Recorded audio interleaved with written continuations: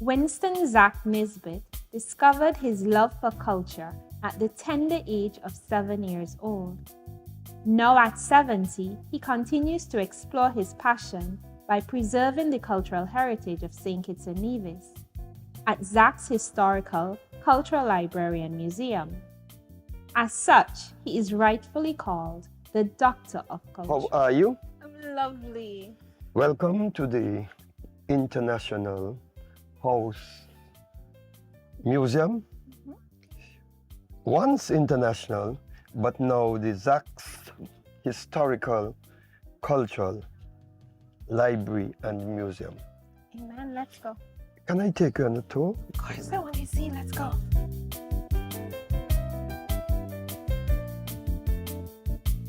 So Zack, I am here at your museum and it has been a wonderful experience. The way you have been able to curate the history of St. Kitts and Nevis, of people of color, of the region is just absolutely amazing. But I want to know about Zack. Tell me about Zack. Are you Kittitian, Zack? Fully Kittitian. You're fully Kittitian? I mean, Born and raised on Pond Road in Newtown. So you're from Newtown, you're a Newtowner? Newtown, man. Right on Pond Road. What did your mommy do?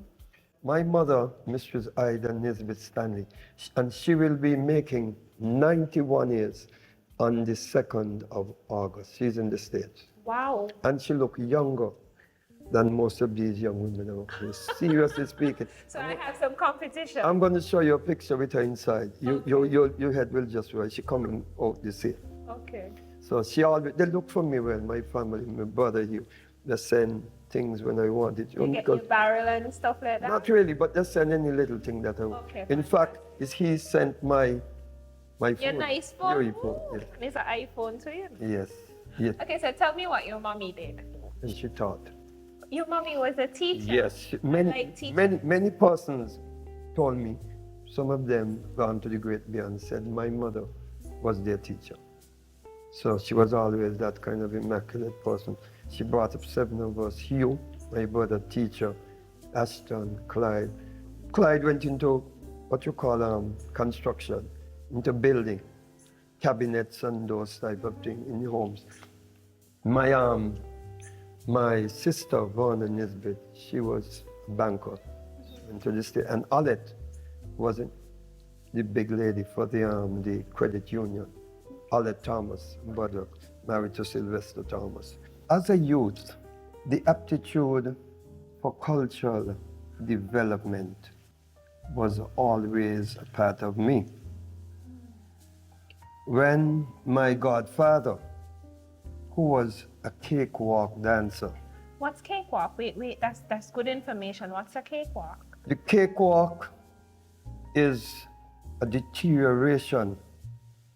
The clowns is a deterioration of the cakewalk. Oh, wow. It's a combination of all the different islands that traded with Japan. You know, Japan trades with a lot of cars. So make sure I understand that. So the clown, as fabulous as they are, because if you watch the clown dance, it's real dance, and they have like 6 different dances. So before the clowns that we hold in such great esteem, there was the cakewalkers. Yes, the cakewalk is the performers competing for a huge cake in those days. And the traders, which was the Japanese girls, they would dress in their kimono. That's a long gown with a big bow behind, the head twig, small umbrella, and a fan. If you look at them in Japan, you see that's the way they dance. And their dance is like a chip. But the various characters that interacted with them and traded with them, they would fight for this cake. So you would, assuming you have 6 Japanese girls, but the modern day now, you have the more modern short skirts or 3-frill skirts with the stocking and so. I have many pictures in there to show that. They would dance quality dances, not like now a clown just take in his room and he go down the road. Spirits, and so. we call it spirits. The spirit. There were disciplined dancers in the hall, and they would dance things like the Lancers, the Virginia Reel, the Samba, the Polka, the Waltz around. And the characters were the millionaires. Those are the rich white people in England. Do you know how to do any of it? In fact, I teach that right now at Newtown School. You teach Grade the dance? Grade 2 children, they are ready like Fred. Show me how to do it a little bit. It's because I see they are certain fight dance, you know. You know, you move, you know, you see you have to roll. Oh gosh! You, Kekalele. you see, I have to dance to show them, and it amazes them because all of them do come in. Oh, Because when I'm teaching, I take it serious up there. Glory. Put on the music on the speaker, and they follow me. I didn't know you could go down like that, Zach. I go down, go back I with didn't them. know you could go down like that. Yeah, I teach them Glory. seriously. I teach them I seriously. like it.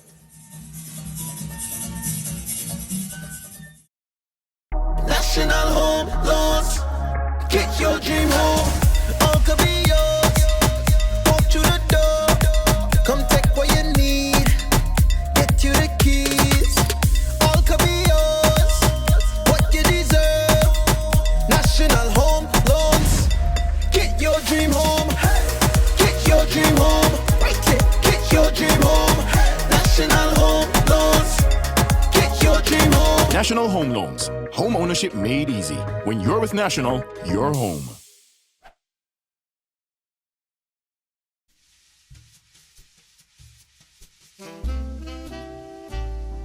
What is the fondest memory you had? What is the best memory you had? Acting a play You in were school. an actor in a play? in boys' school. Okay. I played the part of Zacchaeus. The wee little man? And that is why they have WINSTON ZACK NISBETT. My real name is Winston Roy Nisbet, but everybody says Zach. Those are long days. Zacchaeus is your community name. That's the Community name name. that was given to you. Zach, so they just say Zacchaeus. And it was, Remember any line from the play? I remember I was up in the belfry there, and like Jesus passing, and he said, Zacchaeus, come down. So I had to come down. You climbed up the I'm tree? going to your house for tea. Oh, wow. Just like in the Bible, I played that part. So you would have lived a life of serving the community through the Of course, arts. it's always a part of me. This is what this medal is for? The Medal of Honor this is for documentation, historical research, and culture. Wow. I also won the first Honors Independence Award, 1983. I'm the youngest for history and culture. In I won 1983. 83, when we 19th got of September. independence, Yes. You were one of the first One of the first honorees ones for culture? in Warner Park. You have been honored by this great nation long before I was alive. Yes. And then I won I'm the first to win, the first unsung hero for the first Caribbean International Bank. Wow.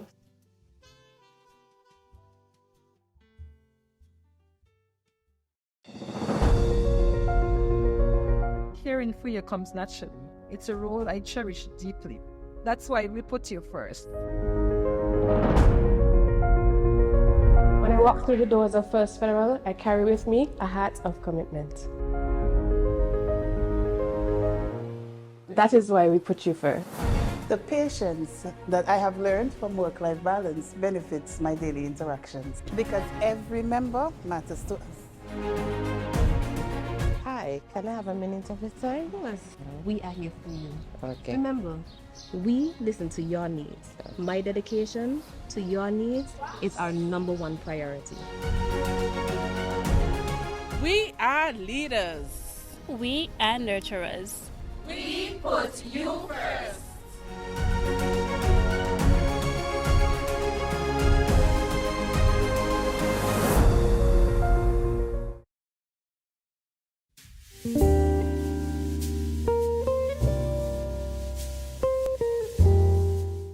Zack Nisbett is well known for his proficiency in making and playing the fife.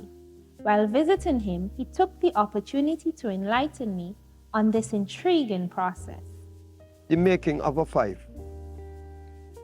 You have inside, we have the bamboo fife, which is the original fife. I have some of them inside. You have some of them use metal pipe, metal 5, and the PVC pipe, which is much cheaper and much easier to do. What happens is that the PVC pipe is much cheaper. You can sell one of that for $35 BC. But the bamboo is important because the bamboo is original. The bamboo in the mountain. You have to cut the bamboo. Listen carefully to this. It's a scientific art because if you cut the bamboo, it could be dangerous. It could pitch back and cut your throat. So you have to know how to cut the bamboo. You have to cut it with a very sharp machete. And you cannot cut it in moonlight. It must be cut. That's the scientific aspect of it. It must be cut in a dark night. Because if you cut the bamboo, even to make fencing, if you cut it in moonlight, when you finish, it's going to get powdery. You just see the dust dropping out, it disintegrate. Everything will just wear. So you have to go in the dark and cut it. But it's 7 holes. You have a big hole, that is where you blow through, and you have 6 small holes. That is for the notes. These are the holes. This is the big hole. That's why you have 3 different steel rods, because they get very, very hot. You have to wait until it gets red hot.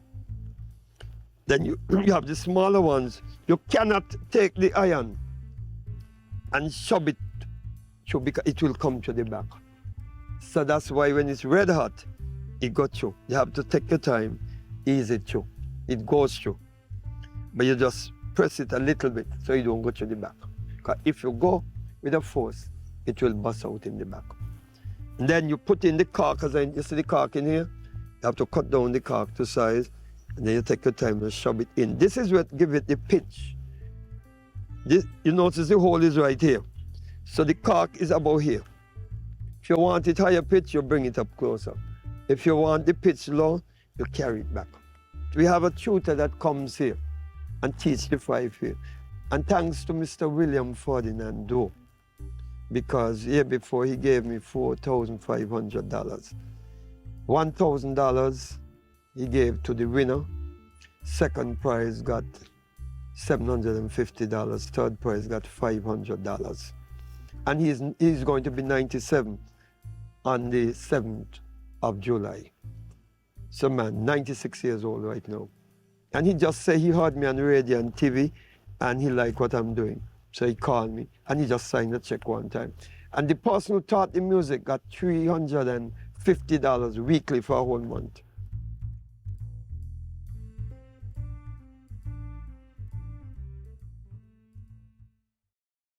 Meet the Johnson family, living a good life. How are they able to afford all this? By switching their mortgage to National. And you too can take advantage of this great offer.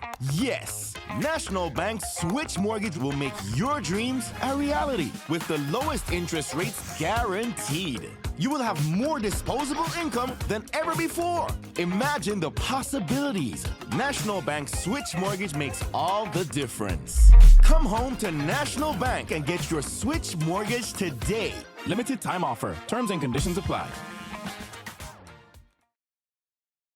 And suck your blood up and green. An important aspect of preserving cultural heritage is ensuring that knowledge is passed from generation to generation. Throughout the years, Zach has been educating the nation's youth on topics including traditional folklore, one such being the mummies.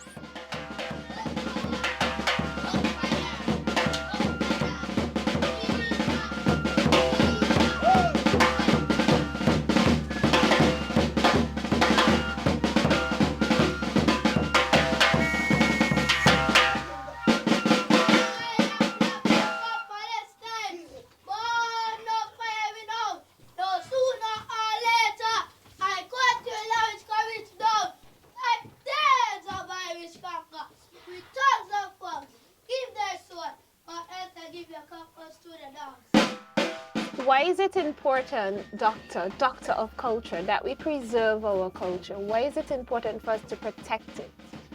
It is imperative that we preserve our cultural heritage.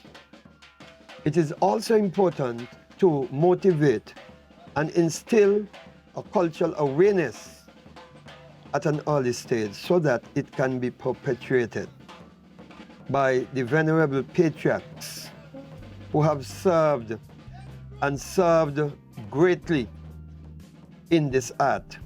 The neglect of culture causes lack of love. And our culture is important. Self-love, you think? You think if we don't know who we are as a people, we don't know our culture, we don't love ourselves? Culture is a lifestyle of a people, it's the way we live. And certainly when our visitors come to our show, they come here to see what we have and to incorporate it in what they have. Because too often we are too Americanized. When we have our own cultural heritage, which is multifaceted, because the English came here, the French came here, the Dutch came here, the Spanish come here, and all of them brought with them what they had and intertwined it with our cultural heritage. That is why our base is so important. What would you say about having a pride for our culture? Because I grew up in College Street and there was a Thunder, if you remember Thunder. He used to do nigger business. Coolie. Coolie? I honored all of them, Crab and the boys, Coolie. Well, let me tell you something, it's over 365 persons I honored over a 5-year period. That is excellent. 100 at one time, you know. Why we don't see nigger business anymore? I have that in Tyrrell Williams. I taught them in Tyrrell Williams. Nigger business? Yes. Tell me a little bit about nigger The business. nigger business is the ridiculing of the planters. What they used to do is go out there and they listen. And suppose the planter beating his wife. And they're Chinese. You know them kind of thing. And they would pick up everything. And when they have Christmas, and they're amongst the big friends and so, they would perform the same person right there, then calling the name. But after they catch that is them, the persons there, the estate managers and so who come to enjoy, they would recognize, is he there playing, you know, because, and he didn't like that at all, you know, because he blew, you know, even though he's smiling. When they're gone, it's a different story.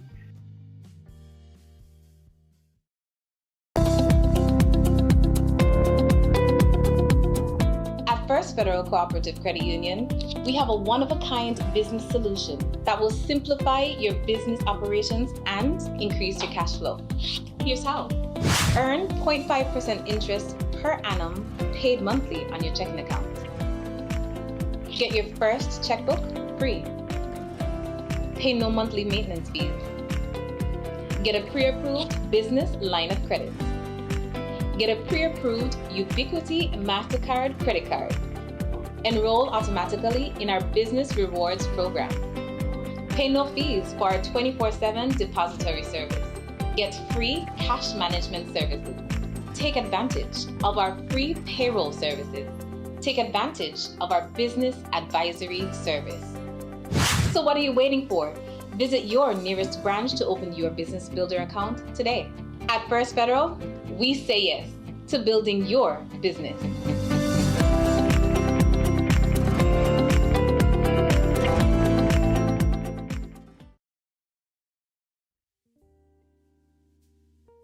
Sports then and spirits and culture was a way that we lived and loved with one another. Yes, because the cultural thing, it's how we live and history. how we innovate. Yes, and you have to make up things. Okay. You must be able to be creative. Okay. The masquerades is the peacock. The peacock, I had a peacock and a peahen, and I'm getting one. Because when the peacock opens its feathers, it shows power. The dances, the peahen is not going to allow the peacock to tread it unless it performs the dances. I have seen that with a peacock I had. And you see the peacock open its feathers. And you have brr, brr, and just how the masquerade move. This is how the peacock feet go. Just like that, and the feathers. But it have to perform that dance about a half an hour or more. before It gets permission. it gets permission. And the drum is the pulsating and the rhythmic sort of thing come out of Africa. Even the Makjombi, when I went to Guyana 1972, I led a delegation there with the dances. That's the first one you told me? For Sky Festa 1972. And the Makjombis are on the stilt. And the stilt, I saw them, the drumming transcends messages. When you big them, you have the Igbo, the Ashanti, the Petro, the Nago, all these. So you could pound the drum here and somebody way down the road. Understand the message, and they send back the message through the drum. Now, when you're beating the drum, certain rhythmic, sometimes somebody go away from themselves. And the elder there, the spirit, they keep drumming, oh yeah, yeah, and they keep pounding and singing and chanting. But these tunes are relevant because I sit there and see them sweat for about nearly a half a day and bring back that person to light. But I have seen the Makjombis, they unstilt. That is levitation. So, and I see them leave in the room. They are so powered with the oil that they put on the skin that they lift themselves up off the ground. That's levitation. That's why they're on the stilt. But we here, we are not powerful enough to do that, the mindset. But they go up on the stilt as an indication of levitation. Okay. So they go up and they're skillful. You see them trying their foot, going back and all kind of things now. They do also, they take off on the shoe, up on the stick and everything. But I have seen that they just rise up themselves. What would you do differently? If you had an opportunity to do it all again, what would you do? To do it all over. Yeah. I would make sure that you are properly remunerated. That is key. Yes, because you have to eat. As I said, technology has grown. You have to eat properly. And you need your body to perform. You need your body to perform because especially when you go to the school, you have to dance. You have to actually show them what to do. You have to show them. And they could tell you how hard I train them. I don't play with them. Some of them, some a little too tough. But that is how you have to get it in. So what is your greatest life lesson, Zach? The greatest life lesson is to always put God first. And to be yourself. Presently, I'm not fully satisfied with what is happening, but my whole heart is with it. And as long as being the doctor of culture, I am going to persevere and make sure that the children benefit